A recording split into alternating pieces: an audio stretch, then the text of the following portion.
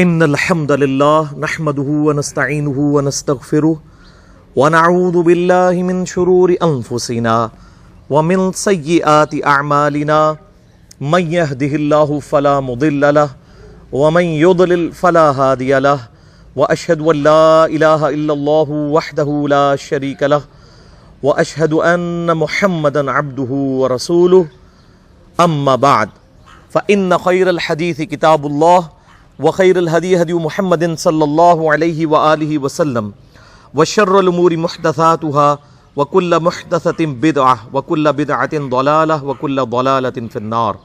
أعوذ بالله السميع العليم من الشيطان الرجيم من همزه ونفخه ونفثه. بسم الله الرحمن الرحيم. رب اشرح لي صدري ويسر لي أمري واحلل عقدة من لساني يفقهوا قولي. بسم الله الرحمن الرحيم. ان اللہ وملائکتہ یصلون علی النبی یا ایھا الذین آمنوا صلوا علیہ وسلموا تسلیما.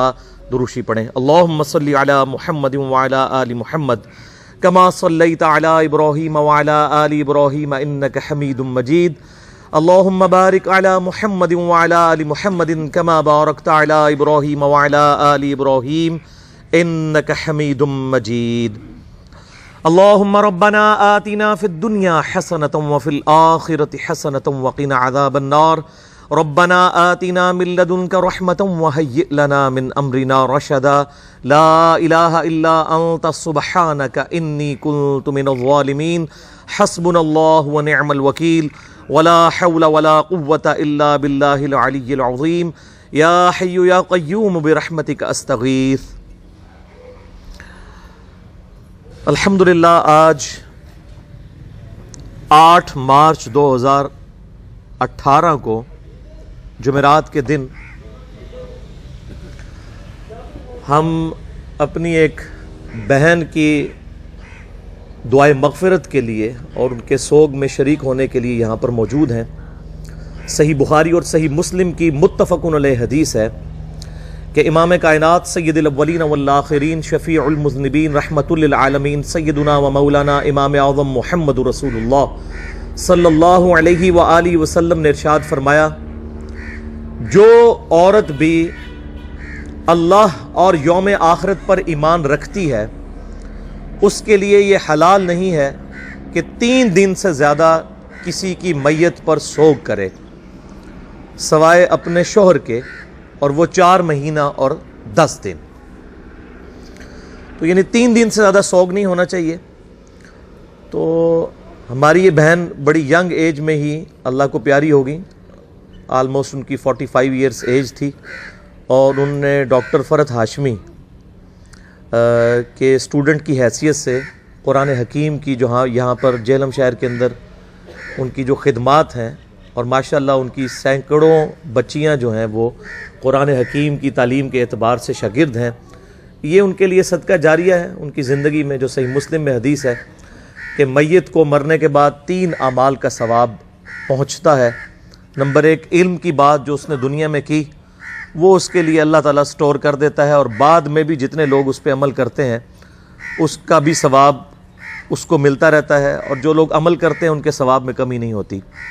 نمبر 2، صدقہ جاریہ. کسی نے اپنی زندگی میں کوئی نیکی کا کام کیا، وہ مرنے کے بعد بھی اسی طریقے سے جو جاری ہے اس کا ثواب بھی میت کو ملتا ہے. اور تیسرا، نیک اولاد جو اس کے لیے دعائے مغفرت کرتی ہے.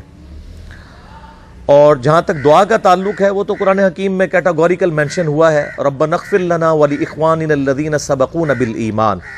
اہل ایمان کی نشانی ہے کہ وہ اپنے جو مرے ہوئے بہن اور بھائی اور جو بھی ان کے رشتہ دار فوت ہو چکے ہیں ان کے مرنے کے بعد ان کے لیے دعا کرتے ہیں کہ اے اللہ ہماری بھی مغفرت فرما اور ان کی بھی مغفرت فرما، اور ہمارے دلوں میں ان کے لیے کوئی کجی باقی نہ رکھنا.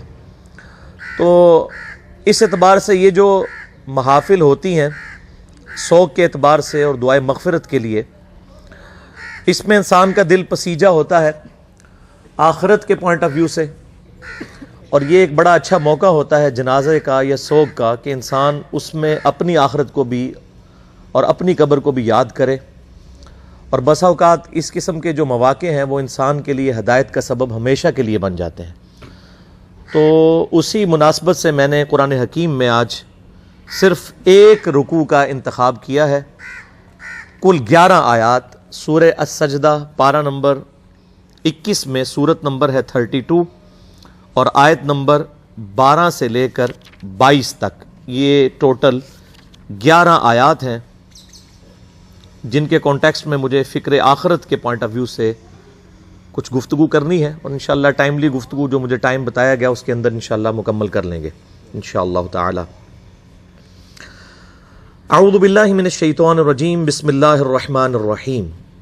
اس ایک رکوع کے اندر اللہ تعالیٰ نے جو قیامت کے دن کا نقشہ ہے اس اعتبار سے کھینچا ہے کہ جب مجرم لوگ اپنے رب کے حضور حاضر ہوں گے تو ان پر کیا کنڈیشن گزر رہی ہوگی. اور یہ اللہ تعالیٰ کا بڑا کرم ہے کہ اس نے ہماری موت سے پہلے آخرت کی قیامت قائم ہونے سے پہلے وہ منظر قرآن حکیم کی شکل میں ہمارے سامنے کھینچ دیا ہے، اور لگتا ہے کہ بالکل آخرت کے دن کی ویڈیو چل رہی ہے، تاکہ کوئی شخص قیامت والے دن اللہ تعالیٰ کو اس بات کا گلہ نہ کر سکے کہ یا اللہ مجھے تو دنیا میں پتہ ہی نہیں چلا یہ اتنا سیریس مسئلہ تھا کہ تیرے حضور on the day of judgment accountability ہے، اللہ کے حضور پیشی ہونی ہے، جواب دہی ہونی ہے اپنے اعمال کی. تو جو مجرم لوگ ہیں وہ اللہ کے حضور کس حال میں پیش ہوں گے، اور اس کے سائملٹینیس کنٹراسٹ جو اہل ایمان ہیں ان کی قیامت والے دن کیا کنڈیشن ہوگی. اللہ کے حضور پیشی کے وقت ان دونوں چیزوں کو اللہ تعالیٰ نے سورہ السجدہ کے دوسرے رکوع میں آیت نمبر 12 سے لے کر 22 تک ایڈریس کیا ہے. اعوذ باللہ من الشیطان الرجیم. وَلَوْ تَرَى إِذِ الْمُجْرِمُونَ نَاكِسُو رُؤُوسِهِمْ عِنْدَ رَبِّهِمْ.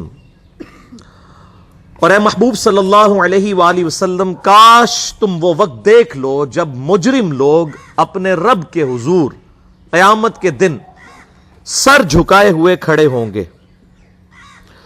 ربنا ابصرنا وسمعنا، اور کہیں گے اے ہمارے رب ہم نے اپنی آنکھوں سے دیکھ لیا اور یہ سارے کا سارا منظر سن بھی لیا. فرجعنا نعمل صالحا، پس ہمیں ایک دفعہ دنیا میں دوبارہ بھیج دے، ہم نیک اعمال کریں گے.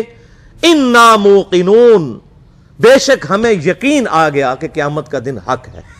اے اللہ ایک دفعہ دنیا میں دوبارہ ہمارا جانا ہو، ہم بالکل اپنے اعمال کو سدھار لیں گے اور نیک اعمال اختیار کریں گے. اے اللہ ایک چانس ہمیں دے دے، دوبارہ دنیا میں بھیج دے.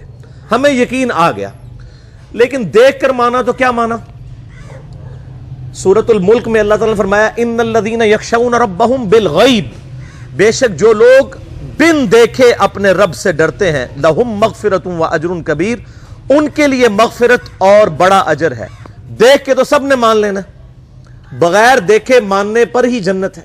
یہاں پر دیکھیں یہ مجرم لوگ کیا کہیں گے؟ ربنا ابصرنا وسمعنا، اے رب ہمارے ہم نے دیکھ لیا اپنی آنکھوں سے، سن بھی لیا. فرجعنا، پس ہمیں دوبارہ بھیج دے. نعمل صالحا، ہم دنیا میں جا کر نیک اعمال اختیار کریں گے. انا موقنون، بے شک ہمیں یقین آ گیا کہ قیامت کا دن حق ہے. لیکن یہ اللہ تعالیٰ نے ایک عجیب معاملہ رکھا ہے. انسان کو اتنے پردے میں رہتے ہوئے بھی اللہ تعالیٰ اپنی قدرتوں سے عیاں ہے. اتنا ظاہر ہے کہ اللہ سے زیادہ ظاہر کوئی چیز نہیں، اور اتنا باطن ہے کہ اللہ سے چھپی ہوئی زیادہ کوئی اور شے نہیں. لیکن اللہ تعالیٰ نے اپنے انبیاء اکرام علیہم السلام اور کتابوں کے ذریعے مرنے سے پہلے انسان کو آخرت کے دن کی جو جواب دہی ہے اس کی نقشہ کشی قرآن حکیم کے اندر کر دی ہے. اب اللہ تعالیٰ کی طرف سے ذرا جواب سنیں. وَلَوْ شِئْنَا لَآتَيْنَا كُلَّ نَفْسٍ هُدَاهَا، اگر ہم ہدایت ہی دینا چاہتے زبردستی تو پوری انسانیت کو ہی ہدایت دے دیتے، سب کو، جن اور انس کو ہدایت دے دیتے. وَلَكِنْ حَقَّ الْقَوْلُ مِنِّي لَأَمْلَأَنَّ جَهَنَّمَ مِنَ الْجِنَّةِ وَالنَّاسِ أَجْمَعِينَ، لیکن میری طرف سے یہ بات طے پا چکی ہے کہ میں ضرور بھر دوں گا دوزخ کو سرکش جنوں اور انسانوں سے. چونکہ یہ میں نے بات طے کر لی ہے لہٰذا میں زبردستی کسی کو ہدایت نہیں دوں گا. ورنہ اللہ کے لیے کیا مسئلہ ہے؟ اللہ تعالیٰ تو آنے واحد میں ایک سیکنڈ کے اندر پوری انسانیت کو ابو بکر، عمر، عثمان و علی رضی اللہ عنہم اجمعین وعلیہم السلام اجمعین بنا دے. اللہ کے لیے کوئی مسئلہ ہے؟ اللہ تعالیٰ فرماتا ہے اگر ہم نے زبردستی ہی ہدایت دینی ہوتی تو ہم نے سب کو ہدایت دے دینی تھی، لیکن اللہ تعالیٰ نے ایسی مخلوق تو پہلے ہی پیدا کی ہوئی ہے زبردستی ہدایت والی، جس کو ہم اپنی کمپیوٹر کی لینگویج میں کہتے ہیں بائی ڈیفالٹ، جو اپنی مرضی سے نہیں بلکہ اللہ تعالیٰ نے اس کو بنایا ہی ایسا ہے کہ وہ اللہ کی تابع فرمان ہے، اور وہ ہیں فرشتے، اللہ کی نافرمانی کر ہی نہیں سکتے۔ انسان اور جن، یہ دو مخلوقات اکاؤنٹیبل ٹھہرائی گئی ہیں، کیوں؟ ان کو اللہ نے ول دی ہے، یہ اپنی مرضی سے رب کو چوائس کرتی ہے، یہ اپنی مرضی سے اللہ کو ٹاپ پرائورٹی مانتی ہے اگر مانے تو۔ اسی لیے کہا گیا نا کہ ہے فرشتے سے بہتر انسان بننا، مگر اس میں لگتی ہے محنت زیادہ۔ واللہ انسان کے پاس یہ جو خوبی ہے اور یہ ایسٹ ہے کہ انسان اپنی مرضی سے اپنے رب کو چوز کرتا ہے، یہ وہ دولت ہے جو حضرت جبرائیل علیہ السلام کے پاس بھی نہیں ہے۔ جبرائیل علیہ السلام اگر اللہ کے تابع فرمان ہے تو اپنی مرضی سے نہیں بلکہ اللہ نے ان کو بائی ڈیفالٹ بنا ہی ایسا ہے۔ انسان تو ان تمام حالات و واقعات میں اپنے رب کو چوز کرتا ہے، اور یہی چیز تو اللہ کو پسند ہے۔ اسی لیے دیکھ لیں جنت فرشتوں کے لیے نہیں ہے، انسانوں کے لیے، اپنی مرضی سے۔ انا ہدیناہ السبیل اما شاکرا و اما کفورا، ہم نے ہدایت کا راستہ واضح کر دیا ہے، چاہے تو شکر گزاری کی روش اختیار کرو، خواہ نہ شکری کی۔ اللہ تعالیٰ نے انسان کو دنیا کے اندر اختیار دے دیا، لیکن اس کائنات کی سب سے اہم ترین، سب سے ایلیٹ چیز جو ہے وہ ہدایت ہے۔ یہ آپ کو فٹ پاتھ پہ راہ چلتی ہوئی نہیں ملے گی بلکہ محنت کرنی پڑے گی۔ والذین جاہدوا فینا لنہدینہم سبلنا، جو لوگ ہماری راہ میں کوشش کریں گے ہم ان کے لیے اپنی راہیں کھولیں گے۔ جو کوشش نہیں کرے گا اللہ تعالیٰ بے پرواہ ہے، اللہ تعالیٰ کو کوئی پرواہ نہیں ہے۔ انسان نے اپنی مرضی سے اپنے رب کو چوز کرنا ہے، تو اللہ تبارک و تعالیٰ مائل بکرم ہے ایسے شخص کے لیے۔ تو یہ جو آیا کہ اگر ہم زبردستی ہی ہدایت دینا چاہتے تو جتنے لوگ ہیں ان کو ہدایت دے دیتے، لیکن ہماری طرف سے یہ بات طے پا چکی تھی کہ میں ضرور بھر دوں گا دوزخ کو سرکش لوگوں سے، خواہ وہ جنوں میں سے ہوں یا انسانوں میں سے۔ اور اس کانٹیکسٹ میں سورۃ الاعراف کی آیت میں کہتا ہوں قرآن حکیم کی سخت ترین آیت ہے، اس سے زیادہ کوئی سخت آیت نہیں ہے اس کانٹیکسٹ میں۔ وَلَقَدْ ذَرَأْنَا لِجَهَنَّمَ كَثِيرًا مِنَ الْجِنِّ وَالْإِنسِ، اور بے شک ہم نے کثرت کے ساتھ جن اور انسان پیدا اس لیے کیے ہیں کہ وہ دوزخ میں جائیں۔ یہ کتنی الارمنگ آیت ہے، یہ سورۃ الاعراف آیت نمبر 179 ہے، قرآن حکیم میں کھول کے پڑھ لیجئے گا۔ یہ میں کو اپنی طرف سے بیان نہیں کر رہا، ہمیں جس خدا کا تعارف کروایا گیا نا این جی اوز کے ذریعے اور یہ میٹھی میٹھی باتیں کرنے والے واعظین کی طرف سے، وہ خدا اور ہے، اور جس خدا کا تعارف اللہ کے محبوب صلی اللہ علیہ وآلہ وسلم نے کروایا اس قرآن حکیم کے ذریعے، وہ خدا اور ہے۔ اللہ کا کوئی رشتہ دار نہیں میرے بھائیوں، جس کو پنجابی کہتے ہیں کنو کڈ لو یہ گل۔ سیدنا سعد ابن ابی وقاص رضی اللہ تعالیٰ عنہ کو جب جنگ قادسیہ کے لیے سیدنا عمر فاروق رضی اللہ تعالیٰ عنہ نے روانہ کیا پرشین امپائر کے خلاف، جو اس وقت دو سپر پاورز میں سے ایک سپر پاور تھی، ایک رومن امپائر تھی جو جنگ یرموک میں گر گئی، اور جنگ قادسیہ کے اندر پرشین امپائر بھی گھٹنے ٹیک گئی۔ تو سعد ابن ابی وقاص چونکہ نبی علیہ السلام کے ننیحال کے خاندان سے تھے، رشتے میں آپ صلی اللہ علیہ وآلہ وسلم کے ماموں لگتے تھے، تو سیدنا عمر نے ان کو خط لکھا کہ اے سعد اس بات پہ مت اکڑنا کہ تم اللہ کے نبی کے ماموں ہو، یاد رکھنا اللہ کی کسی کے ساتھ کوئی رشتہ داری نہیں ہے، اللہ کا کوئی رشتہ دار نہیں ہے۔ دیکھ لینا بخاری اور مسلم کی متفق علیہ حدیث ہے کہ میری بیٹی فاطمہ جنتی عورتوں کی سردار ہے، اور جامعہ ترمذی کی صحیح حدیث ہے کہ حسن و حسین جنتی نوجوانوں کے سردار ہیں، لیکن اسی فاطمہ سلام اللہ علیہا جو جنتی عورتوں کی سردار ہے، اس کے بارے میں صحیح بخاری اور صحیح مسلم کے اندر متفق علیہ حدیث ہے کہ آپ صلی اللہ علیہ وآلہ وسلم نے فرمایا، اے میری بیٹی فاطمہ، میرے مال سے جو کچھ تو نے لینا ہے مجھ سے لے لے، اگر اللہ کے حضور تو پکڑی گئی تو میں تیرے کچھ کام نہیں آؤں گا، میرے مال سے جو مرضی لے لے۔ یہ آپ کو تو کہا گیا تھا، لیکن ہمیں سنایا گیا تھا کہ کوئی ایسا فرسودہ عقیدہ نہ رکھ لینا کہ بغیر اعمال کے ہی انسان کو جنت مل جائے گی۔ اعمال اور اللہ کی رحمت دونوں چیزیں شامل حال ہوں گی، صرف اعمال بھی کوئی شے نہیں ہے۔ بخاری اور مسلم دونوں میں یہ حدیث موجود ہے کہ آپ صلی اللہ علیہ وآلہ وسلم نے فرمایا کوئی شخص بھی محض اپنے اعمال کی بنیاد پر جنت میں نہیں جائے گا۔ ایک صحابی نے بڑی جرت کر کے پوچھا اللہ کے رسول صلی اللہ علیہ وآلہ وسلم کیا آپ بھی؟ آپ نے فرمایا ہاں میں بھی، جب تک میرے رب کی رحمت مجھے ڈھانپ نہ لے میں بھی محض اپنے اعمال کی بنیاد پر جنت میں داخل نہیں ہوں گا۔ تو اعمال بھی ہیں اور رحمت بھی ہے، صرف اعمال بھی کوئی شے نہیں اور صرف رحمت بھی کوئی شے نہیں ہے، ورنہ امام محمد غزالی رحمہ اللہ تعالی کا قول جو ہے مجھے بڑا پسند ہے اس کانٹیکسٹ میں، جو کیمیائے سعادت میں انہوں نے علماء سو کی کلاس لی ہے۔ اب یہ سخت باتیں اگر میں اپنی ریفرنس سے کروں تو لوگوں کو بری لگیں گی۔ امام محمد غزالی فرماتے ہیں کہ ایسے علماء جو ممبروں پر چڑھ کر اللہ تعالیٰ کی رحمت کی آیات آؤٹ آف کانٹیکسٹ سنا کر، قرآن حکیم میں جہاں پر بھی رحمت کی آیات اور توبہ کی آیات آئیں وہ اس اعتبار سے آئیں کہ جو توبہ کرنے کے بعد اصلاح کر لے۔ پورے قرآن میں کوئی ایک آیت بھی ایسی نہیں ہے کیٹاگوریکل کہ انسان اپنی اصلاح نہ کرے اور اللہ تعالیٰ فرمائے کہ میں اپنی رحمت کے دروازے اس کے لیے کھول دوں گا، قطعاً ایسی کوئی آیت نہیں ہے۔ تو جو علماء، امام غزالی فرماتے ہیں کہ اللہ کی رحمت کی آیات سنا کر لوگوں کو اللہ تعالیٰ سے غافل کر رہے ہیں، کیا یہ لوگوں کو یہ میسج دینا چاہتے ہیں کہ قرآن حکیم میں جو اللہ کے نافرمانوں کے لیے دھمکیاں آئی ہیں یہ سب کی سب فضول باتیں تھیں، اور انبیاء کرام علیہ السلام جو اللہ کے عذاب سے ڈراتے رہے یہ صرف شغل میلہ تھا اور آخرت میں کوئی پکڑ نہیں ہونی؟ ایسے علماء واجب القتل ہیں۔ یہ امام غزالی فرما رہے ہیں کہ حکومت وقت کا کام ہے کہ ان پر توبہ پیش کرے، ورنہ ان کو قتل کروائے، ان علماء کو جو اللہ تعالیٰ کا یہ غلط تصور پیش کر کے لوگوں کو اللہ کا باغی بنا رہے ہیں۔ اور اکثر وائزین اس وقت یہی ہیں اور لوگ انہی کی باتوں کے اوپر خوش ہیں، انہی این جی اوز کی باتوں کے اوپر خوش ہیں، انہی دنیا دار علماء جو دنیا داروں کو خوش کرنے کے لیے باتیں کرتے رہتے ہیں اور کہتے ہیں اللہ تعالیٰ بڑا غفور رحیم ہے جی، جو مرضی کرو، اللہ نے ساڑی نوازا نہیں چاہیے دیا۔ اور بھائی اللہ نے کب کہا ہے کہ مجھے تمہاری نمازیں چاہیے؟ اللہ تو کہتا ہے تمہیں تمہارے لیے نمازیں چاہیے، اور نماز کو اتنا کیجول بنا لیا انہوں نے۔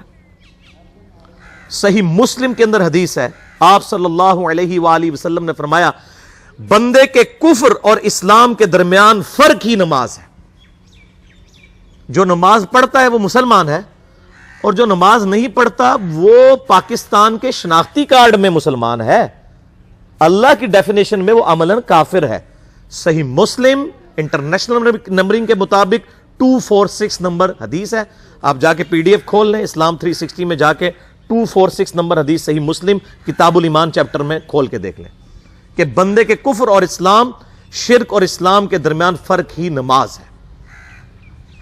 آپ بے شک اپنے آپ کو مسلمان کلیم کرتے رہے، لیکن وہ شناختی کارڈ والا مسلمان ہے، نکاح طلاق والا مسلمان ہے، اس کا جنازہ بھی پڑھ دیا جائے گا، پیدا ہوگا اذان بھی دے دی جائے گی، اللہ کے حضور وہ مسلمان نہیں ہے، وہ بس کلمے کا ہی ہم احترام کرتے ہیں، ادروائز تو عملاً کافر ہے وہ۔ اسی طریقے سے جامعہ ترمذی میں حدیث ہے، سنن نسائی کے اندر حدیث ہے، سنن ابن ماجہ کے اندر حدیث ہے کہ آپ صلی اللہ علیہ وآلہ وسلم نے فرمایا جس نے نماز چھوڑ دی گویا اس نے کفر کیا، من ترک الصلاۃ متعمدا فقد کفر۔ اب اس سے زیادہ اور کیا سخت بات کی جائے کہ کسی کو یقین آئے کہ جس نے جان بوجھ کے نماز چھوڑ دی اس نے کفر کیا۔ اب جان بوجھ کے یہ نہ سمجھیے گا کہ جی میں بال بچیاں دے وہ کمائی کرتا رہنا تھا منو ٹائم نہیں ملتا۔ جان بوجھ کی ڈیفینیشن بھی نبی علیہ السلام نے بخاری اور مسلم میں موجود ہے کہ اگر کوئی شخص بے ہوش ہو جاتا ہے یا سویا رہ جاتا ہے، یہ دو آپشنز ہیں، یا تیسرا آپشن ہے وہ بھول جاتا ہے، تو جیسے یاد آئے اسی وقت وہ والی نماز پڑھ لے۔ لیکن جو شخص دنیا کو ٹاپ پرائورٹی مانتا ہے، اپنا آفس چھوڑنے کے لیے تیار نہیں، اپنا کلینک چھوڑنے کے لیے تیار نہیں ہے، اور اپنی دکان چھوڑنے کے لیے تیار نہیں ہے نماز کے لیے، تو ظاہر ہے کہ وہ تو اپنے آپ کو دھوکہ دے رہا ہے۔ اللہ تعالیٰ تو اپنے معاملات کے اندر بالکل سٹریٹ فارورڈ ہے، بالکل یہ ذہن میں رکھ لیں۔ جامعہ ترمذی میں صحیح سند کے ساتھ موجود ہے، عبداللہ بن شفیق تابعی رحمہ اللہ تعالیٰ کہتے ہیں کہ صحابہ کرام علیہم رضوان صرف نماز کے چھوڑنے کو ہی اعمال میں سے کفر سمجھتے تھے، یعنی وہ کسی کو نماز پڑھتا ہوا دیکھتے تھے تو کہتے تھے یہ مسلمان ہے، اور کسی کو نماز پڑھتا ہوا نہیں دیکھتے تھے تو وہ کہتے تھے یہ کافر ہے۔ یہ جامعہ ترمذی ہے، یہ کوئی سٹوری بک نہیں میں سنا رہا آپ کو۔ مسند احمد میں صحیح سند کے ساتھ حدیث ہے، نبی صلی اللہ علیہ وآلہ وسلم نے معاذ ابن جبل سے فرمایا معاذ اللہ کے ساتھ کسی کو شریک نہ ٹھہرانا، خواہ تمہارے ٹکڑے ٹکڑے کر دیے جائیں، تمہیں سولی پہ چڑھا دیا جائے، تمہیں آگ میں جلا دیا جائے، اللہ کے ساتھ کسی کو شریک نہ ٹھہرانا، اور نماز بھی نہ چھوڑنا، کیونکہ جس نے نماز چھوڑ دی اللہ تعالیٰ کے ذمہ کرم سے وہ نکل گیا، اللہ کے حضور اس کے لیے کوئی حصہ نہیں ہے جس نے نماز چھوڑ دی۔ کتنا کرٹیکل ایشو ہے۔ اور اسی طریقے سے مسند احمد میں ہی ایک اور حدیث ہے کہ آپ صلی اللہ علیہ وآلہ وسلم نے فرمایا، جس شخص نے اپنی زندگی میں نماز کی حفاظت کی، قیامت والے دن وہ نماز اس کے لیے نور ہوگی، نجات ہوگی، اور اس کے حق میں دلیل ہوگی، اور جس نے نمازوں کی حفاظت نہیں کی اس کے لیے قیامت والے دن کوئی نجات، کوئی نور اور کوئی دلیل نہیں ہوگی، الٹا اس کا حشر قارون، فرعون اور ابی ابن خلف کے ساتھ ہوگا، والعیاذ باللہ تعالی۔ یہاں تو ہم کہہ دیتے ہیں یا اللہ جو کچھ بھی ہے تیرے محبوب کی امت سے ہے، یعنی یا اللہ ہم نے تو اپنی اصلاح کوئی نہیں کرنی، ہمیں اسی طریقے سے ہی قبول کر لیں، والعیاذ باللہ تعالی۔ اور کچھ ویسے علماء کا بھی اس میں بڑا برا کردار ہے کہ انہوں نے نماز کو بھی اتنا مشکل فرض بنا کے پیش کیا ہے کہ ایک عام آدمی کے لیے، اور جو دنیاوی معاملات کے اندر بھی انوالو ہے، اور کسی ایسی عورت کے لیے جس کے کئی بچے ہیں، مطلب اس روٹین کے اندر اس نماز کو مینج کرنا مشکل ہو جاتا ہے۔ ہمیں تو عشاء کی صرف 17 رکعتیں بتا دی گئی ہیں، حالانکہ 24 گھنٹے کے اندر ٹوٹل نماز کی رکعتیں 17 ہیں جن کی اکاؤنٹیبلٹی ہے۔ اور میں یہ بڑے وثوق کے ساتھ ایک ذمہ دار مبلغ کی حیثیت سے یہ بات کر رہا ہوں۔ آپ صحیح بخاری اور صحیح مسلم کھول کے دیکھ لیں، فرض نمازوں کی تعداد جو ہے وہ 5 آئی ہے، اور ان کی رکعتوں کی تعداد بھی بیان ہو گئی ہے۔ فجر کے 2 فرض، ظہر کے 4 فرض، عصر کے 4، مغرب کے 3 اور عشاء کے 4، اور سفر میں سارے 2 فرض ہیں، مغرب کے 3 ہیں۔ یہ ٹوٹل 17 رکھتے ہیں جن کی اکاؤنٹیبلٹی ہے۔ باقی جنہ گڑ پاؤ گے انہ میٹھا، وہ ساری نفلی عبادت ہے۔ وہ بخاری اور مسلم دونوں میں حدیث ہے، جس نے فرض کے علاوہ 12 رکعتوں میں استقامت کی، اور وہ 12 رکعتیں آپ صلی اللہ علیہ وآلہ وسلم نے پڑھ کے بھی بتائیں، اور امہات المومنین میں سے سیدہ عائشہ نے، سیدہ ام سلمہ نے، سیدہ ام حبیبہ رضی اللہ عنہن نے روایت بھی کی کہ 2 فجر سے پہلے، 4 ظہر سے پہلے، 2 ظہر کے بعد، 2 مغرب کے بعد، 2 عشاء کے بعد، یہ 12 سنت موقدہ، جس نے یہ پڑھی اسے جنت میں محل ملے گا۔ اگر کوئی نہیں پڑھتا تو گنہگاری والا معاملہ کوئی نہیں ہے۔ اسی طریقے سے اس کے علاوہ ایک اور وطر کی نماز ہے جو سنت موقدہ ہے۔ وہ سیدنا مولا علی رضی اللہ تعالیٰ عنہ علیہ السلام کا قول ہے کہ وطر سنت ہے، سنت ہے، سنت ہے، مگر اسے مت چھوڑو۔ ہے سنت ہے لیکن تاکیدی ہے۔ آپ صلی اللہ علیہ وآلہ وسلم نے سفر میں بھی وطر اور فجر کی 2 سنتیں پڑھی ہیں، لیکن یہ صرف افضلیت کے اعتبار سے تاکیدی ہیں، ان کی کاؤنٹیبلٹی کوئی نہیں ہے۔ البتہ یہ ضرور ہے، سنن ابی داؤد میں ایک حدیث ہے کہ جس کی قیامت والے دن فرضوں میں کوتاہی نکل آئے گی تو اللہ تعالیٰ فرمائے گا میرے بندوں کی جو نفلی اور سنت عبادت ہے اس کو تول لو اور فرضوں کے ایکویلنٹ قبول کر لو۔ تو آپ اگر سنتیں پڑھیں گے تو اس کے ایکویلنٹ نفلوں کی کوتاہی پوری ہو جائے گی، ادروائز اکاؤنٹیبلٹی اس کی کوئی نہیں ہے، یہ ذہن میں رکھیے گا۔ صحیح بخاری اور مسلم دونوں میں حدیث موجود ہے، ایک صحابی آئے، انہوں نے کہا یا رسول اللہ صلی اللہ علیہ وآلہ وسلم، میں جنت میں جانا چاہتا ہوں، مجھے کوئی شارٹ کٹ بتا دیں۔ آپ صلی اللہ علیہ وآلہ وسلم نے فرمایا اسلام لانے کے بعد نماز، فرض نماز کو قائم رکھ، پھر فرمایا فرض زکوٰۃ ادا کر، فرض روزے دے، روزے جو ہیں وہ ان کو ادا کر اور روزے رکھ۔ حج اس وقت فرض نہیں ہوا تھا، وہ زندگی میں ایک بار ہے۔ تو اس نے کہا یا رسول اللہ صلی اللہ علیہ وآلہ وسلم، جتنا آپ نے مجھے بتایا نہ میں اس میں ایڈ کروں گا نہ اس میں سے کوئی چیز مائنس کروں گا، اور یہ کہہ کے وہ چلا گیا۔ آپ صلی اللہ علیہ وآلہ وسلم نے فرمایا اگر کسی نے کسی جنتی شخص کو دیکھنا ہے تو اس کو دیکھ لو، جو یہ کہہ کے گیا کہ میں فرض نماز سے زیادہ کوئی نماز نہیں پڑھوں گا، صرف فرض روزہ ہی رکھوں گا، فرض زکوٰۃ ہی دوں گا۔ اب روزہ اور زکوٰۃ میں تو ہمارے علماء کو اور عام پبلک کو بھی جو دیندار لوگ ہیں ان کو ہضم ہوتی ہے کہ کوئی شخص یہ نہیں کہتا کہ بھئی پیر اور جمعرات کا روزہ، صحیح مسلم میں حدیث ہے کہ آپ صلی اللہ علیہ وآلہ وسلم کے نفلی روزوں کی یہ روٹین تھی۔ کوئی آپ کو یہ نہیں کہے گا کہ جس نے جمعرات اور پیر کا روزہ نہ رکھا اس کے رمضان کے روزے ہی قبول نہیں ہوں گے، کوئی کہتا ہے؟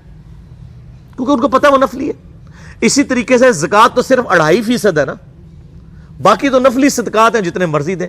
کوئی شخص نہیں کہتا کہ نفلی صدقہ نہ دیا تو آپ کی زکوٰۃ بھی قبول نہیں ہوگی، الٹا یہ کہتے ہیں او بس جی زکوٰۃ دے لو تو باقی سارا مال پاک ہے۔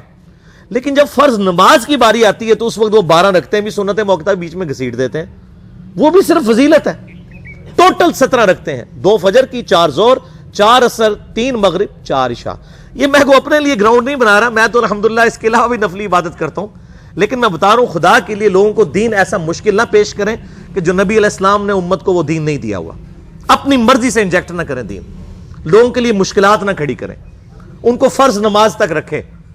پھر انشاءاللہ کئی لوگوں کو میں نے اس نے نماز شروع کروائی، انہوں نے سنت نماز بھی، نوافل بھی شروع کر دی ہیں، لیکن آپ کم از کم وہ ڈیٹم لیول تو اچیو کروائیں لوگوں کا. لیکن فرض نماز کی باری آتی ہے، کہتے ہیں جی سنتے بھی حصہ ہیں. کہاں سے میرے بھائیو حصہ ہیں؟ وہ 17 رکھتے ہیں. سنتیں پڑھیں گے ثواب ہے، نہیں پڑھتے گناہ کوئی نہیں ہے. تو کم از کم فرض تو ادا کریں. اس کے لیے آپ کو ٹوٹل 24 گھنٹے میں میرے خیال ہے 40 منٹ بھی نہیں چاہیے فرض پڑھنے کے لیے. تو اس کے اوپر تو استقامت کم از کم ہم اختیار کریں. اور چھوٹی چھوٹی جو نٹی گٹیز ہیں ان کو تو ہم نے اتنا فالو کیا ہوا ہے، اور فرض نماز کے بارے میں ہم اتنے کیجول ہو جاتے ہیں. تو یہ فرض نماز کی امپورٹنس اس حوالے سے ضروری تھی، اس لیے میں نے ساتھ ہی بیان کر دی. اللہ تعالیٰ فرماتا ہے کہ میری طرف سے یہ بات طے پا چکی ہے کہ میں ضرور بھر دوں گا دوزخ کو سرکش جنوں اور انسانوں سے. اور وہ کیوں؟ وَلَقَدْ ذَرَأْنَا لِجَهَنَّمَ كَثِيرًا مِّنَ الْجِنِّ وَالْإِنسِ، سورۃ الاعراف آیت نمبر 179. کہ میری طرف سے یہ بات طے پا چکی ہے کہ میں دوزخ کو بھر دوں گا سرکش جنوں اور انسانوں سے، اور میں نے کثرت کے ساتھ جن اور انسان پیدا ہی دوزخ کے لیے کیے.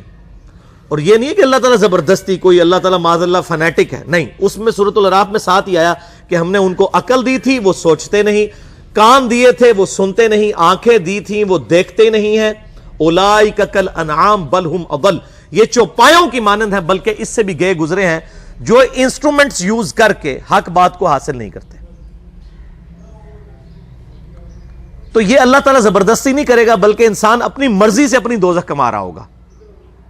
اور نظر بھی آ رہا ہے ہمیں، کثرت کے ساتھ جن اور انسان دوزخ میں جا رہے ہیں. بخاری اور مسلم کی حدیث ہے، قیامت والے دن اناؤنسمنٹ ہوگی کہ اے آدم علیہ السلام جنتیوں اور دوزخیوں کو الگ کرو. حضرت آدم علیہ السلام پوچھیں گے یا اللہ کتنے جنتی اور کتنے دوزخی؟ تو اللہ تعالیٰ فرمائے گا ہر 1000 میں سے 999 دوزخی اور صرف 1 جنتی. یہ ریشو پروپورشن ہے. اور نبی علیہ السلام فرماتے ہیں یہ وہ وقت ہوگا، اور یہ قرآن حکیم میں بھی سورۃ المزمل میں آیا، کہ لوگ جو ہیں وہ بچے بھی غم کے مارے بوڑھے ہو جائیں گے کہ ہر 1000 میں سے 999 دوزخی اور صرف 1 جنتی. لیکن دنیا میں لوگ کہتے ہیں وہ 1 جنتی میں ہی ہوں گا. اب یہاں پہ وہ 200-250 کے قریب لوگ بیٹھے ہوئے ہیں، اور میں کہوں کہ جی میں 1 گولی چلاؤں گا جس کو بھی لگ جائے، تو کوئی نہیں یہ سوچے گا یار کہ یہ 250 میں سے کسی اور کو ہی لگے گی، ایک ہی چلانی ہے، سارے اٹھ کے بھاگیں گے. لیکن آخرت کے معاملے میں ہم بے فکر ہیں، حالانکہ وہاں پہ 1000 میں سے 999 دوزخی اور صرف 1 جنتی ہے. وہ پنجابی کہتے ہیں نا عقل نہ ہوئے تو موجیں ہی موجاں، عقل ہوئے تو سوچیں ہی سوچاں. جن کو عقل نہیں ہے نا وہ موجوں کی زندگی گزار رہے ہیں، لگ پتہ جائے گا. جو سیدنا علی رضی اللہ تعالیٰ عنہ علیہ السلام کا قول ہے کہ انسان سویا ہوا ہے، جب مرے گا جاگ اٹھے گا. اوہ یہ کیا ہوا؟ اصل زندگی تو یہ تھی. تو یہ بڑا سیریس معاملہ ہے، اس میں ہمیں سیریس ہونے کی ضرورت ہے. اللہ تعالیٰ فرماتا ہے فذوقوا بما نسیتم لقاء یومکم ھذا، پس چکھو اس عذاب کا مزہ کہ جو تم دنیا میں ہماری ملاقات کو بھلا بیٹھے تھے. انا نسیناکم، آج ہم بھی تمہیں بھول جائیں گے، تمہارے حال پہ تمہیں چھوڑ دیں گے.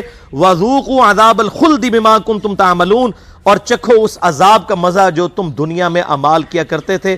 جس طرح دنیا میں تم نے ہمیں پسے پش ڈال دیا تھا نا، آج ہم تمہیں بھی دوزخ میں ڈال کے بھول جائیں گے، تمہارے حال پر چھوڑ دیں گے. وَلِعَاذُ بِاللَّهِ تَعَالَى. اللہم اجرنا من النار، اللہم اجرنا من النار، اللہم اجرنا من النار. اللہم من احییتہ منا فاحیہ علی الاسلام، ومن توفیتہ منا فتوفہ علی الایمان. آمین ثم آمین. میرے بھائیو، اس کانٹیکسٹ میں ایک آیت میں چاہ رہا ہوں یہاں پر کراس ریفرنس کے طور پر پیش کر دوں. یہ بہت کریٹیکل ایشو ہے قیامت کے دن کے اعتبار سے، کہ سورۃ المؤمن کے اندر اللہ تعالیٰ ارشاد فرماتا ہے، پارہ نمبر 24 کے اندر سورۃ المؤمن ہے، سورہ غافر بھی اسے کہتے ہیں، اور اس کی شروع کی آیات میں ہی ایک آیت آتی ہے، آیت نمبر 10.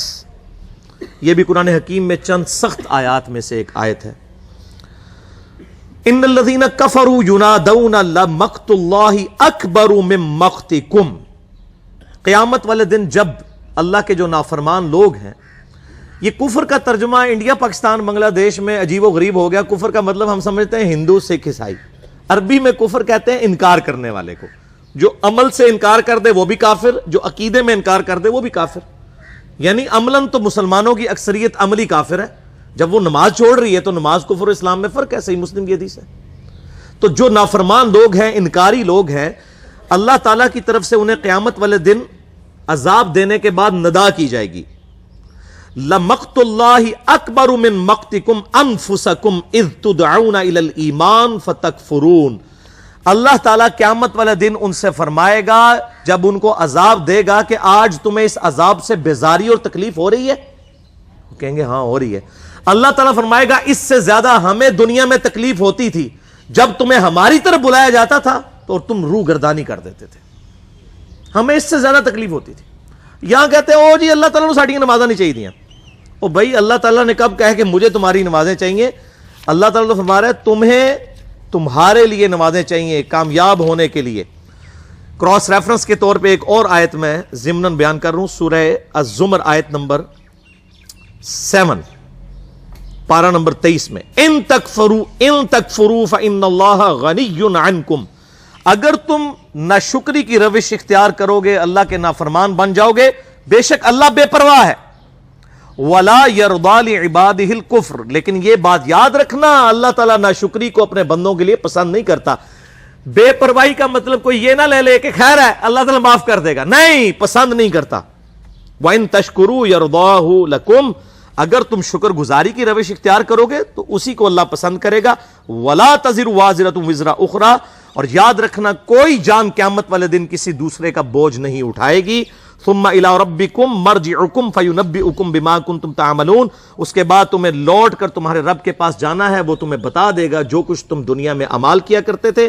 انہ علیم بذات الصدور. بے شک اللہ تعالی سینوں کے چھپے ہوئے رازوں کو بھی جاننے والا ہے. یہ بڑا کریٹیکل ایشو ہے، اس مسئلے کو سمجھ لیں. اللہ تعالیٰ بے پرواہ ضرور ہے لیکن اس کا یہ مقصد کوئی نہ لے. وہ کہتا ہے جی جو کچھ ہو رہا ہے اللہ کی مرضی سے ہو رہا ہے. یہ جملہ ہی غلط ہے. اللہ کی مرضی سے نہیں ہو رہا. اللہ کیا یہ چاہتا ہے کہ لوگ جو ہیں وہ نمازیں چھوڑیں، یا لوگ حرام خوریاں کریں، یا لوگ ناحق اپنے رشتہ داروں کا مال دبا لیں، یا لوگ ناحق یتیموں کے اوپر ظلم کریں؟ نہیں، اللہ کی اجازت سے ہو رہا ہے. اجازت کا مطلب یہ ہے کہ دنیا میں اللہ پکڑتا نہیں ہے. جس طرح کہ سورہ النساء میں ہے جو لوگ یتیموں کا مال ناحق ہڑپ کرتے ہیں اپنے پیٹوں میں دوزخ کی آگ بھر رہے ہیں. اب یہ آگ دنیا میں ڈورمنٹ پوزیشن میں ہے. آپ دنیا میں انگارہ زبان پہ رکھیں زبان جل جائے گی. حرام کا مال کھا بھی جائیں کچھ نہیں ہوگا. لیکن اللہ تعالیٰ ہمارا جو حرام مال کھا رہے ہیں یہ اپنے پیٹوں میں دوزخ کی آگ بھر رہے ہیں. قیامت والے دن مورل لاز ایکٹیو ہو جائیں گے. دنیا میں مورل لاز ایکٹیو نہیں ہے اور وہی جو کھایا ہوا مال ہے نا وہ دوزخ کی آگ بن جائے گا. تو یہ دنیا میں نہیں پتا چلتا. تو اجازت سے ہو رہا ہے اس حوالے سے کہ اللہ تعالیٰ فوراً پکڑ نہیں کرتا. ورنہ تو اذان کی آواز آئے اور کوئی نماز پڑھنے کے لیے مسجد میں نہ جائے تو اس کو تو اسی وقت زمین میں دھانس جانا چاہیے. لیکن اللہ تعالیٰ نے اجازت دی ہوئی ہے، اختیار ہے، تمہاری مرضی ہے. انا ہدیناہ السبیل. ہم نے ہدایت کا راستہ واضح کر دیا. اما شاکرا و اما کفورا. چاہے شکر گزاری کی روش اختیار کرو خواہ نہ شکری کی. اللہ تعالیٰ نے راستہ واضح کر دیا، اب تمہاری مرضی ہے. زبردستی وہ نہیں کرے گا، یہ ذہن میں رکھیے گا. یہ اس کی ضد ہے بندے کے ساتھ کہ جو لوگ کوشش کریں گے نا انہی کو ہدایت ملے گی. والذین جاہدوا فینا لنہدینہم سبلنا. جو لوگ ہماری راہ میں کوشش کریں گے ہم انہی کے لیے اپنی راہیں کھولیں گے. زبردستی اس نے ہدایت نہیں دینی. یہ بالکل اس کو اپنے دماغ میں سے نکال دیں کہ زبردستی ہدایت والا معاملہ ہوگا. انما یؤمن بآیاتنا الذین اذا ذکروا بها خروا سجدا. ایمان والے بندے تو وہ ہیں کہ جب ان کے سامنے ہماری آیات کے ذریعے ان کو نصیحت دلائی جاتی ہے وہ فوراً سجدے میں گر پڑتے ہیں.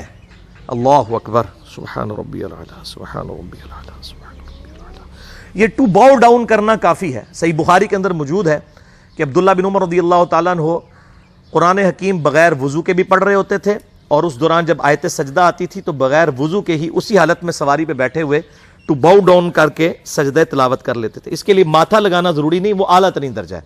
اگر آپ قرآن پڑھتے ہوئے یہ سجدہ ہے اور آپ یوں کر لیتے ہیں تو یہ سجدہ تلاوت ادا ہو جائے گا. وَارْكَعُوا مَعَ الرَّاكِعِينَ کے تحت یہ بھی اسی میں آتا ہے. تو اللہ تعالیٰ ہمارے اہل ایمان وہ ہیں, ہماری آیات سے جب ان کو نصیحت کی جاتی ہے وہ سجدے میں یعنی ٹو باؤ ڈاؤن کرتے ہیں. وَسَبَّحُوا بِحَمْدِهِمْ, اور وہ اپنے رب کی تسبیح کرتے ہیں اس کی حمد کے ساتھ. وَهُمْ لَا يَسْتَكْبِرُونَ, اور ان میں تکبر نہیں ہوتا, اکڑ نہیں ہوتی اہل ایمان کے اندر. یہ تکبر کے اندر پوری قیامت مضمر ہے میرے بھائیوں. صحیح مسلم میں حدیث کہ آپ صلی اللہ علیہ وآلہ وسلم نے فرمایا, جس شخص کے دل میں رائی کے دانے کے برابر بھی تکبر ہوا وہ جنت میں نہیں جائے گا. ایک صحابی نے عرض کی, یا رسول اللہ صلی اللہ علیہ وآلہ وسلم, بسا اوقات ہمارا دل کرتا ہے کہ ہمارے کپڑے خوبصورت ہوں, ہماری جوتیاں خوبصورت ہوں, ہم اچھے دکھیں, کیا یہ بھی تکبر ہے؟ تو آپ صلی اللہ علیہ وآلہ وسلم نے فرمایا یہ تکبر نہیں ہے, بلکہ اللہ بھی خوبصورت ہے اور خوبصورتی کو پسند فرماتا ہے.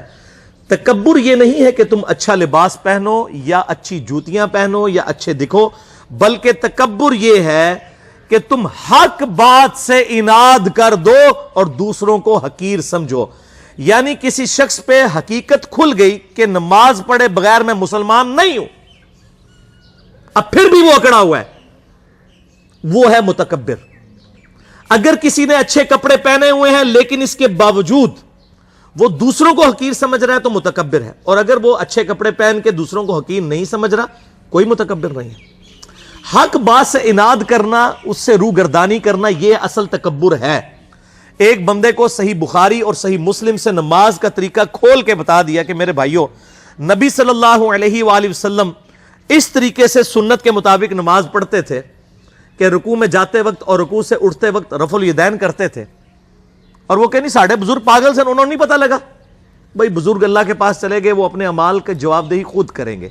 ہمارے سامنے جو کتاب و سنت کے دلائل ہیں ہم نے تو اس کے سامنے سر تسلیم خم کرنا ہے, نہ کہ ہم نے کسی اور کو دیکھنا ہے.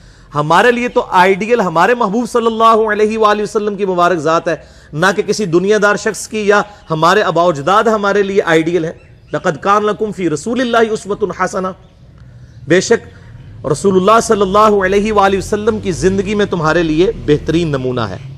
الحمدللہ. تو یہ تکبر کی میں نے ڈیفینیشن بھی بتا دی اس حوالے سے. اللہ تعالیٰ فرماتا ہے دنیا میں ان کی حالت کیا تھی, تتجافا جنوبہم عن المضاجع یدعون ربہم خوفا وطمعا. ہمارے نیک بندے وہ تھے کہ ان کی پیٹھیں جو ہیں وہ اپنی خوابگاہوں سے, اپنے بستروں سے الگ رہتی تھیں, اور وہ خوف اور لالچ میں ہمیں پکارا کرتے تھے. خوف کس کا؟ آخرت کے دن کا. اور لالچ کس کی؟ جنت کی لالچ. اور یہ جو صوفیاء کے ہاں ایک بڑی مشہور بات آئی, اور سیدنا علی کی طرف بھی یہ جھوٹا قول منسوب کیا گیا کہ میں اللہ کے خوف یا جنت کی لالچ میں عبادت نہیں کرتا, یہ بالکل جھوٹ ہے. یہ تو قرآن کے خلاف ہے. یہ آیت دیکھ لیں کہ اہل ایمان کی نشانی ہے کہ وہ اللہ سے خوف بھی کھاتے ہیں اور اللہ سے لالچ بھی رکھتے ہیں جنت کی. مجھے بتائیں جنت کی لالچ کس نے دی ہے؟ اللہ نے. اب کوئی شخص کہتا ہے مجھے جنت نہیں چاہیے, تو وہ کس کو نگیٹ کر رہا ہے؟ اللہ کو. دوزخ کا ڈر کس نے سنایا؟ اللہ نے. اگر کوئی کہتا ہے جی مجھے دوزخ کا ڈر نہیں, اور عجیب و غریب قسم کی باتیں کرتا ہے, یہ کتاب و سنت کی تعلیمات میں یہ باتیں نہیں ہیں, آپ کی جذباتی ڈاکٹرائن ہے, جذباتی جملے ہیں, ان کی کوئی حقیقت نہیں ہے, یہ صرف جذباتی باتیں. اہل ایمان جو ہے وہ تو اللہ تعالیٰ نے سورۃ الفرقان میں فرمایا کہ اہل ایمان تو دعا کرتے ہیں ربنا اصرف عنا عذاب جہنم ان عذابها کان غراما, اے رب ہمارے ہم سے دوزخ کا عذاب پھیر دے, بے شک دوزخ کا عذاب تو ہمارے گلے کا پھندا بن چکا ہے, یہ لٹکتی ہوئی تلوار ہے ہمارے سر کے اوپر, اے اللہ ہمیں دوزخ سے رہائی عطا فرما دے. یہاں پہ کہتے ہیں جی دوزخ کا ڈر نہیں, جنت کی لالچ نہیں ہے. اور اللہ تعالیٰ کیا فرما رہے ہیں کہ اہل ایمان خوف بھی رکھتے ہیں اور امید بھی. وَمِمَّا رَزَقْنَاهُمْ يُنْفِقُونَ, اور ہمارے دیے ہوئے مال میں سے ہماری راہ میں خرچ کرتے ہیں. ظاہر ہے جیب وہی ڈھیلی کرے گا جسے آخرت کے ڈیوائن بینک کی امید ہوگی کہ دنیا میں جو کچھ جو ہے وہ خرچ کر رہا ہوں وہ اللہ کے ڈیوائن بینک میں سٹور ہو رہا ہے, اللہ تعالیٰ مجھے 700 گنا اس سے بھی بڑھ کر لوٹائے گا انشاءاللہ.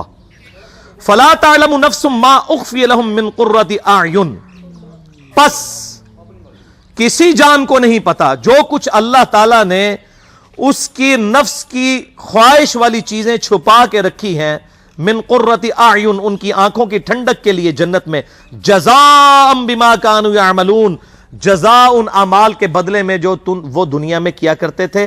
اللہ تعالیٰ فرماتا ہے کوئی جان نہیں جانتی کہ اللہ تعالیٰ نے جنت میں اس کے لیے کیا کیا نعمتیں تیار کر رکھی ہیں ان کی آنکھوں کی ٹھنڈک کے لیے۔ اور اسی کانٹیکسٹ میں بخاری اور مسلم دونوں میں حدیث ہے کہ آپ صلی اللہ علیہ وآلہ وسلم نے سورہ سجدہ کی یہی آیت تلاوت کی اور پھر فرمایا کہ کوئی شخص نہیں جانتا کہ اللہ تعالیٰ نے اس کے لیے جنت میں کون کون سی نعمتیں چھپا رکھی ہیں، اور پھر فرمایا کہ ایسی ایسی نعمتیں چھپا رکھی ہیں جو نہ کسی آنکھ نے دیکھی، نہ کسی کان نے سنی، نہ کسی کے دل پہ ان کا کھٹکا گزرا۔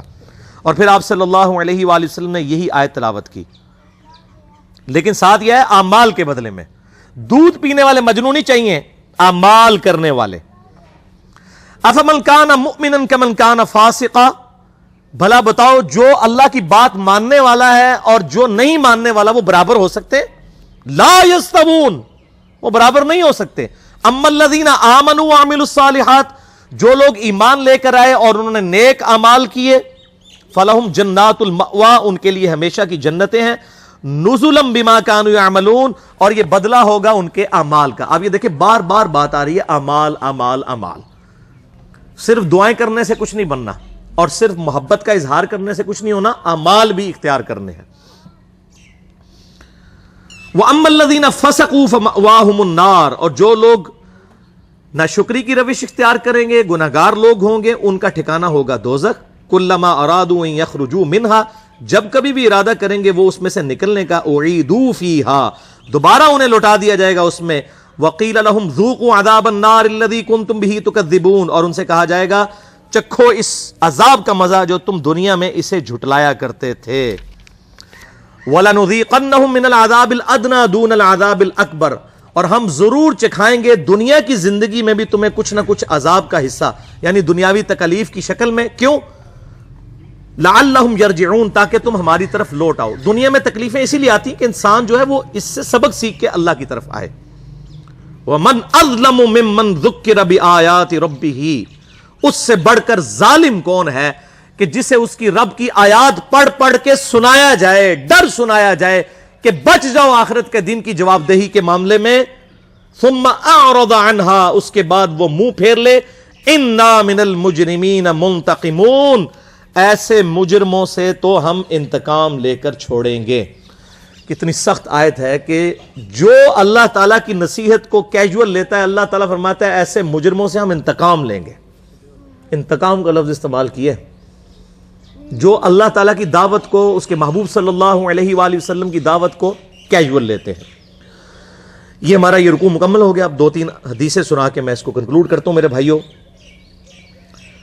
یہ دنیا کی زندگی عارضی ہے، آخرت میں پہنچ کے یہ سارے ایشوز ریزالو ہو جائیں گے۔ صحیح مسلم کی حدیث ہے کہ آپ صلی اللہ علیہ وآلہ وسلم نے فرمایا جب جنتی جنت میں داخل ہوں گے تو پہلی ان کو خوشخبری یہ دی جائے گی کہ جنتیوں تمہیں مبارک ہو، آج کے بعد تم کبھی نہیں مرو گے، ہمیشہ زندہ رہو گے، موت ختم ہو جائے گی۔ جو بخاری میں آتا ہے کہ موت مینڈے کی شکل میں لا کے میدان محشر میں قتل کر دی جائے گی۔ جنتیوں کے لیے خوشخبری ہوگی کہ اب ہمیں جنت سے نکالا نہیں جائے گا، اور دوزخیوں کے لیے اس میں عذاب ہوگا کہ ہمیں موت نہیں آئے گی۔ تو مسلم شریف کے الفاظ ہیں، پہلی خوشخبری جنت میں داخل ہو جانے کے بعد کہ مبارک ہو، آج کے بعد تمہیں کبھی موت نہیں آئے گی۔ نمبر دو، آج کے بعد تم کبھی بوڑھے نہیں ہوگے، ہمیشہ جوان رہو گے، 30 سال عمر رہے گی۔ نمبر تین، کبھی بیمار نہیں پڑو گے، ہمیشہ ہی تندرست رہو گے۔ نمبر چار، کبھی بدحال نہیں ہوگے، ہمیشہ خوشحال رہو گے۔ اور پانچویں خوشخبری تو سب سے اوپر ہے کہ آج کے بعد اللہ تم سے کبھی ناراض نہیں ہوگا، ہمیشہ راضی ہی رہے گا۔ جنت میں کوئی ایسا عمل نہیں ہوگا کہ جس کی وجہ سے اللہ تعالیٰ ناراض ہو۔ یہ ساری جو حدود اللہ ہے یہ دنیا میں، جنت میں اہل ایمان کو سونے کے کنگن پہنائے جائیں گے۔ دنیا میں مرد کے لیے سونا حرام ہے، دنیا میں مرد کے لیے ریشم حرام ہے، لیکن قرآن حکیم میں آتا ہے ریشمی لباس پہنایا جائے گا جنتیوں کو۔ جنت میں کوئی ایسا عمل نہیں ہوگا جس سے اللہ تعالیٰ ناراض ہو۔ لیکن دنیا کی زندگی پھر قید خانہ ہے۔ صحیح مسلم میں حدیث ہے، آپ صلی اللہ علیہ وآلہ وسلم نے فرمایا کہ دنیا کی زندگی مؤمن کے لیے قید خانہ ہے اور کافر کے لیے جنت ہے۔ قید خانہ اس لیے کہ اسے ہر لمحے سوچنا پڑتا ہے، یار اے پتہ نہیں اللہ ناراض نہ ہو جائے، اے میں کیتا اے غلط نہ ہوئے، یہ کر دیا یہ غلط نہ ہو۔ تو ہر وقت ایک قید خانے کسی کی سچویشن ہے۔ لیکن یہ دنیا کی چھوٹی سی زندگی دے کے آخرت کی زندگی لے لی جائے تو کوئی مہنگا سودا تو نہیں ہے. آپ دیکھ لیں کہ اگر کسی شخص کی زندگی 1 ارب سال ہو اور دوسرے شخص کی زندگی 1 ارب سال اور 1 دن ہو تو اس میں کوئی فرق نہیں ہے, دونوں ارب سال ہی جی رہے ہیں, لیکن یہ 1 سال دنیا کی زندگی اور ارب سال کھرب سال آخرت کی زندگی. اگر کوئی یہ 1 سال کی یا 1 دن کی زندگی دے کے وہ ارب سال کی زندگی کما لے, وہ فائدے میں ہے, یا جو یہ 1 دن کی زندگی جو ہے اس کو عیاشی سے گزار کے 1 ارب سال کی زندگی گنوا دے. جو مسلم شریف میں حدیث ہے کہ دنیا اور آخرت کی مثال اس طرح ہے, کوئی شخص انگلی ڈبوئے سمندر میں, جو پانی لگتا ہے انگلی کے ساتھ وہ دنیا کی زندگی ہے اور سمندر آخرت کی زندگی. تو اصل تو ناکام وہ ہے, لیکن یہ معاملہ بڑی مشکل سے سمجھ آتا ہے. صحیح مسلم میں ہی ایک حدیث ہے, صحیح مسلم کا جنت والا چیپٹر ضرور پڑھیں, آپ کو یہ ساری چیزیں مل جائیں گی, کہ آپ صلی اللہ علیہ وآلہ وسلم نے فرمایا اللہ تعالیٰ نے جنت کو جو ہے وہ ناگوار چیزوں سے ڈھانپ رکھا ہے. یعنی جنت تک پہنچنے کے لیے آپ کو بڑی ناگواری کی زندگی گزارنی پڑے گی, گرمیوں کے روزے رکھنے پڑیں گے, نمازیں پڑھنی پڑیں گی, حلال و حرام کی تمیز کرنی پڑے گی, رشتہ داروں کے ساتھ صلہ رحمی کرنی پڑے گی. تو یہ بڑی ناگوار چیزیں ہیں, یہ کرنے کے بعد جنت آئے گی. یہ آبسٹیکلز ہیں. اور دوزخ کو اللہ نے شہوات سے ڈھانپ رکھا ہے, جس میں کہتے ہیں نا کڑگا لانا, کہ دوزخ کی طرف ہر بندہ ہی لپکے گا. دنیا کی ہر عیاشی جو ہے وہ دوزخ کی طرف لے جائے گی, جو شرعی حدود کو پامال کرنے والی ہے. اور اس کی تفسیر میں حدیث ہے جامعہ ترمذی, سنن ابی داؤد اور سنن نسائی کے اندر بڑی مشہور حدیث ہے. آپ صلی اللہ علیہ وآلہ وسلم فرماتے ہیں کہ جب اللہ تعالیٰ نے جنت کو پیدا کیا تو جبرائیل علیہ السلام سے کہا کہ جائے جنت وزٹ کر کے آئیں. جبرائیل علیہ السلام واپس آئے, انہوں نے کہا یا اللہ جنت تو ایسی جگہ تو نے بنائی ہے کہ یہ ساری جنت میں پہنچ جائیں گے لوگ, اس کے لیے کون کوشش نہیں کرے گا. پھر اللہ تعالیٰ نے جنت کو ناگوار چیزوں سے ڈھانپ دیا, یعنی دنیا میں شریعت کی پابندی ہے جو بظاہر تو ناگوار چیزیں, مشکل کام ہے. پھر جبرائیل علیہ السلام کو کہا اب جا کے جنت کو دیکھیں. وہ جب جنت دیکھی نا انہوں نے کہ اتنے مشکل کام کر کے جنت تک پہنچنا ہے, ان کا یا اللہ مجھے نہیں لگتا کہ کوئی شخص اب جنت میں پہنچنے میں کامیاب بھی ہوگا. یہاں لوگ کہتے ہیں اللہ جو کچھ بھی ہیں تیرے محبوب کی امت سے ہیں, یعنی اسی بندے دا پتر نہیں بننا, اسی اپنی اصلاح کوئی نہیں کرنی, این جی سانو قبول کر, یعنی چور ہیں, ٹھگ ہیں, بے ایمان ہیں, بے نمازی ہیں, جو کچھ بھی ہیں تیرے محبوب کی امت سے. اگر دنیا میں مورل لاز ایکٹیو ہوتے نا اسی وقت سر پہ آگے جوتی پڑتی کہ محبوب صلی اللہ علیہ وآلہ وسلم کا نام لیتے ہو اور اعمال اپنے دیکھو. اچھا, اسی حدیث میں آتا ہے ابو داؤد, ترمذی اور ابن ماجہ کی, کہ پھر اللہ تعالیٰ نے جبرائیل علیہ السلام کو کہا جا کے دوزخ دیکھیں. دوزخ دیکھی, انہوں نے کہا یا اللہ کوئی شخص بھی دوزخ کے لیے کوشش نہیں کرے گا, کوئی شخص بھی دوزخ میں نہیں پہنچے گا, اتنی سخت عذاب ہے اس کا. پھر اللہ تعالیٰ نے دوزخ کو شہوات دنیاوی لذتوں کے ساتھ ڈھانپ دیا اور جبرائیل علیہ السلام سے کہا اب جا کے ذرا دوزخ کو دیکھو. جب انہوں نے دوزخ کو دیکھا انہوں نے کہا یا اللہ مجھے نہیں لگتا کہ کوئی بندہ دوزخ سے بچ پائے گا. اللہم اجرنا من النار, اللہم اجرنا من النار, اللہم اجرنا من النار, اللہم من احییتہ منا فاحیہ علی الاسلام ومن توفیتہ منا فتوفہ علی الایمان. آخری حدیث بھی صحیح مسلم کی ہے, مجھے ضمناً یاد آ گئی اس حوالے سے کہ آپ صلی اللہ علیہ وآلہ وسلم فرماتے ہیں کہ دنیا میں جس نے اللہ کے تابع فرمان بن کے زندگی گزاری ہوگی, مشکل کی مفلسی کی زندگی گزاری, لیکن اللہ کی نافرمانی نہیں کی, قیامت والے دن اللہ تعالیٰ فرشتوں سے کہے گا کہ اسے ذرا ایک پھیرا جنت کا لگواؤ. ایک پھیرا جنت کا ایک پھیرا لگے گا. پھر اللہ تعالیٰ پوچھے گا ہاں بھائی بندے کو دنیا میں تو نے تکلیف دیکھی؟ وہ کہے گا یا اللہ تیری عزت کی قسم میں نے دنیا میں کوئی تکلیف نہیں دیکھی. کیونکہ رزلٹ سامنے آ گیا نا. ہمیں بھی یاد ہے جب میں انجینئرنگ یونیورسٹی میں پڑھتا تھا تو ہم لوگ بڑی محنت کر کے تیاری کرتے تھے. جب ہمارے یعنی پوزیشن آ جاتی تھی کلاس کے اندر تو بڑے خوش ہوتے تھے. ہمیں اپنی وہ زندگی کی محنتیں یاد بھی نہیں ہیں. اس کے بعد اچھی جاب لگی تو وہ اپنی انجینئرنگ یونیورسٹی کی راتیں جاگنا اور پڑھائی کرنا یاد تک نہیں ہے, کیونکہ آسائش مل گئی نا, رزلٹ سامنے آ گیا. پھر جس نے دنیا میں بڑی مزے کی زندگی گزاری ہوگی اور اللہ کو رسپانس نہیں کیا ہوگا, اللہ تعالیٰ فرمائے گا اس کو ذرا دوزخ کا ایک پھیرا لگواؤ نا. فرشتے دوزخ کا ایک پھیرا لگوائیں گے نا. پھر اللہ تعالیٰ پوچھے گا بندے کو دنیا میں خیر دیکھی؟ وہ کہے گا اللہ تیری عزت کی قسم میں نے دنیا میں کوئی خیر نہیں دیکھی. دنیا کی ساری آسائشیں بھول جائے گا, ایک پھیرا دوزخ کا. ادھر لوگ کہتے ہیں خیر ہے جی ایک پھیرا ہی لگے گا نا پھر جنت ٹوری جانا ہے. یہ پھیرا کہنا بڑا آسان ہے. یہ جو لوگ یہ کہتے ہیں نا ان کو کہیں کہ آپ 1 منٹ کے لیے صرف موم بتی کے فلیم پہ ہاتھ رکھ کے بتائیں. آپ اتنے وثوق سے یہ بات کرتے ہیں. اس سے بھی بڑھ کے میں یہ بات کروں کہ اگر آپ کو کہا جائے کہ فجر کی نماز چھوڑنے پر فجر سے ظہر تک آپ کو ایک 10 بائی 10 فٹ کے کمرے میں صرف ایک پھیرا لگے گا فجر سے ظہر تک کا, جس میں 1000 کوبرا سانپ ہوں گے, 1000 بچھو ہوں گے, ایک پھیرا ہی لگنا ہے, کوئی تیار ہو جائے گا؟ کانپ اٹھیں گے تصور سے. اب آخرت چونکہ سامنے نہیں ہے نا, اس لیے کہتے خیر ہے جی پھیرا ہی لگے گا. اللہ معافی دے. ہمیں تو اللہ سے دعا کرنی چاہیے کہ اللہ تعالیٰ بلا حساب و کتاب ہمیں جنت میں داخلہ عطا فرمائے اور ہماری غلطیوں سے درگزر فرمائے. اس معاملے میں اللہ تعالیٰ سے کبھی بھی اس قسم کی بات نہیں کرنی چاہیے کہ ایک پھیرا ہی لگے گا. نہ میرے بھائیو, ہم تو ایک پھیرا کیا 1 سیکنڈ بھی برداشت نہیں کر سکتے. بخاری اور مسلم کی متفق علیہ حدیث ہے کہ آخرت کی آگ دنیا کی آگ سے 70 گنا زیادہ تیز ہے. ہم تو دنیا کی آگ برداشت نہیں کر سکتے. تو اتنے وثوق کے ساتھ اس قسم کی باتیں کرنا یہ بہت دیدہ دلیری ہے اللہ تعالیٰ کے اوپر. اس حوالے سے اللہ سے ڈرنا چاہیے.